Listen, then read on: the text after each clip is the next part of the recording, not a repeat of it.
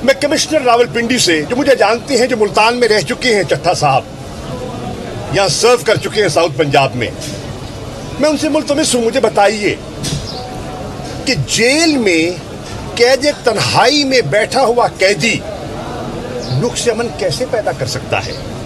ना मेरे पास टेलीफोन, ना मेरे पास सोशल मीडिया, ना मेरे पास टेलीविजन स्क्रीन, ना मेरे पास अखबार, ना मेरा किसी से राब्ता। मेरी तो कैफियत ये थी कि मुलाकात की इजाजत नहीं मिलती थी। खाना लेके कोई दोस्त आते थे, वापस कर दिया जाता था। 1 महीना कमर की तकलीफ के बावजूद चटाई पे रखा गया, कोई बात नहीं। बिजली बंद कर दी जाती थी, गर्मी, जून की गर्मी में लोड शेडिंग है, ठीक है भाई। जून की तपती गर्मी में नल का पानी, आप समझ सकते हैं कि जून में नल का पानी कैसा होता है। बाहर लाओ, अल्लाह ने साबित कदम रखा।